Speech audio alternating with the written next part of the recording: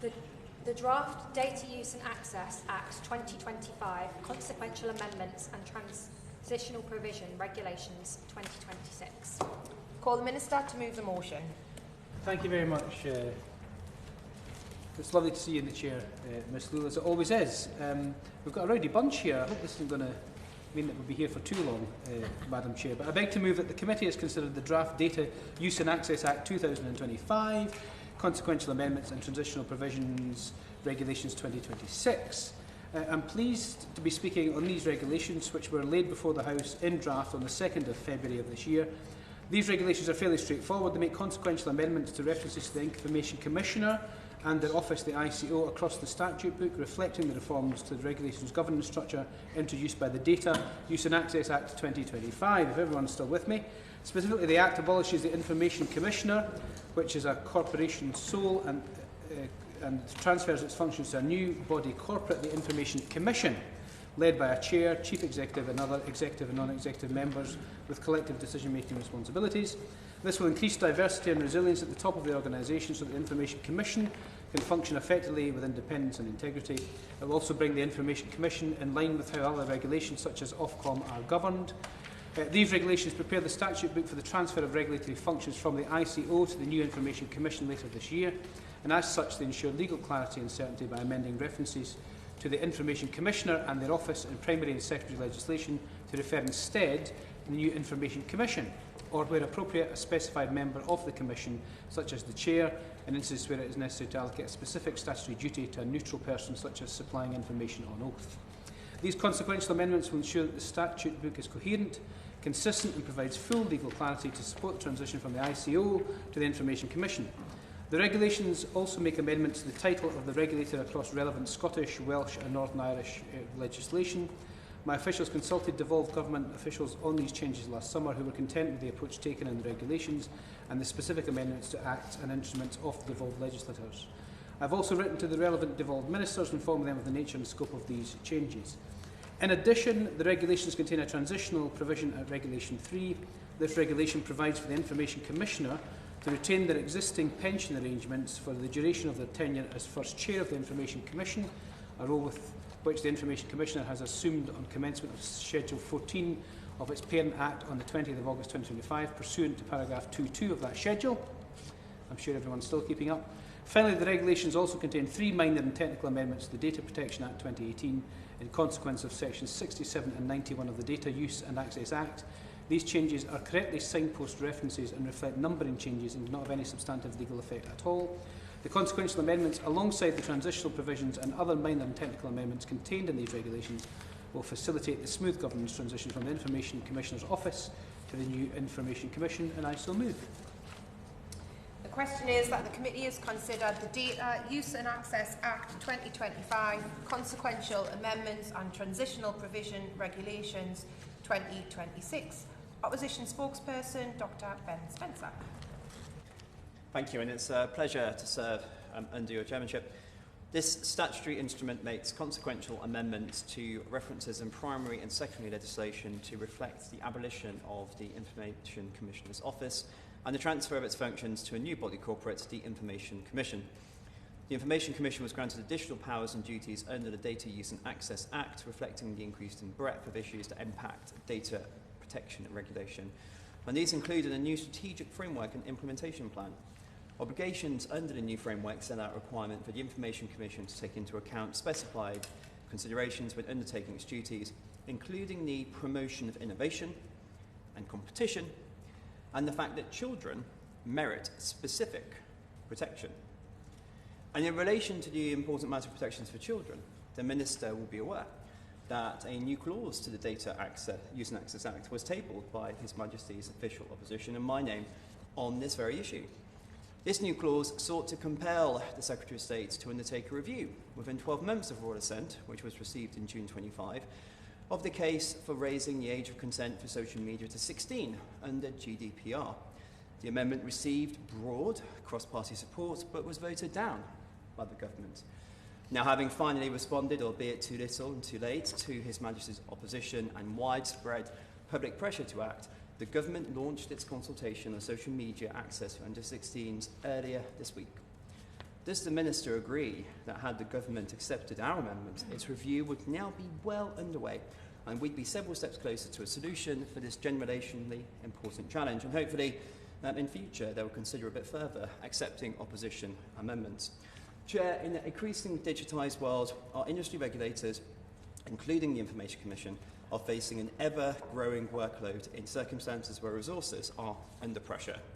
What discussion is the Minister's Department having with the Information Commission regarding its ongoing strategy to ensure it can meet its expanded role effectively?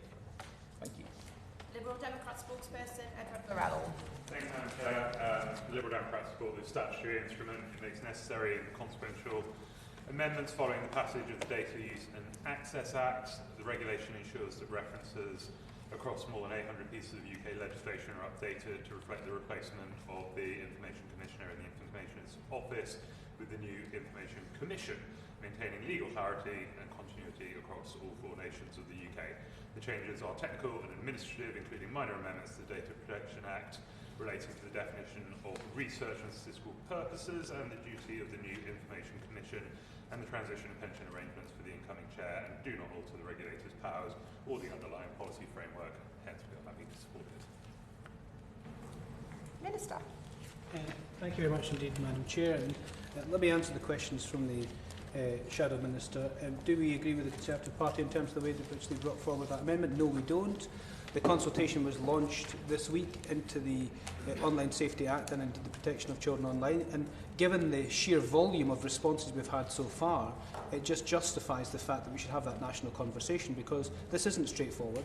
Government A has to get that right, but B has to take into account the whole host of views, including charities who are very much against those kinds of issues, and we have to listen to young people, of which the consultation itself has a very clear component too. So not directly related to this, Madam Chair, but very happy to answer those questions. And I hope that the opposition will engage with that consultation in good faith and bring forward what they think should be, and they already support the ban, and therefore should bring that forward. I'm happy to give way. Dr. Ben Spencer.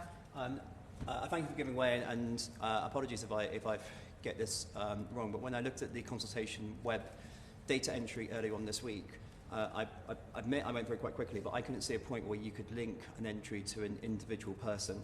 And so I wonder if his department could go away and just double check data security in terms of the consultation, because I'm sure he'd agree with me, we wouldn't want a consultation being hijacked by a particular group of particular bent in terms of feeding certain inappropriate responses or trying to sort of drown out a particular type of view as the consultation goes forwards. Minister, I would remind the Minister and the official opposition spokesperson that we are straying somewhat away from the statutory instrument that we're discussing here, so if the Minister could keep his response quite short, and if the Honourable Member would not intervene again on this topic. The answer is, let me take that away, but the answer should be yes, because in actual fact, even when consultations from government, of any colour of government who've had a lobbying perspective to consultations that have tried to influence a consultation, those have been taken into account when assessing what the consultation looks like. So let me take that away to give you an exact answer on that question. I've got that wrong, in terms of the consultation does, but even if there is a bulk of something that comes in, that is taken into account when the analysis of the consultation is done. Madam Chair, this is a very straightforward statutory instrument. It's merely changing everything from the old Information Commissioner's Office to Information Commission to make sure that the legislation is compliant right across both the legislation here, but actually the legislation in our devolved governments and administrations as well. I'm happy to give way. Yes. Lincoln John. Risking the wrath of the rest of the committee, I'm very grateful to the Minister for giving way.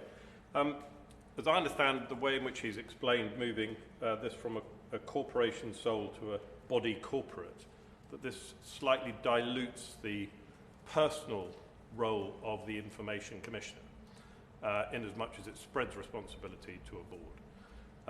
The last time I checked, the Information Commissioner was being paid around £200,000. That's in 2021. As a result of these changes, does this put more or less responsibility on the current Information Commissioner, and will they be paid more or less as a result of the changes he's proposing? Minister. Well, the current Information Commissioner, who becomes the head of the Information Commission, is contracted to January 2027, and those terms will not change for that particular contract. and the department, of course, through the course of public appointments, will be going through the process of finding a new post-current commissioner, and that will all be taken into account as part of that particular process. Does that answer the gentleman's question? Lincoln Drop. I'd just be grateful to know whether the Minister thinks that the Commissioner's personal responsibilities and accountabilities expand or detract. Minister. I don't think they expand or detract. The role in terms of being head of the Information Commission is exactly the same as the Information Commissioner. Obviously, it was in an individual before with the Information Commissioner below it, Commission below it. This is just formalising that into the new Data Use Act. So, if you want me to come back with terms and conditions of the Information Commissioner, I'm happy to do so.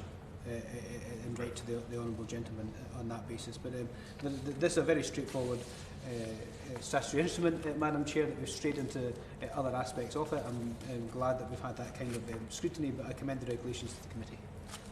The question is that the committee has considered the Data Use and Access Act 2025, Consequential Amendments and Transitional Provision Regulations 2026.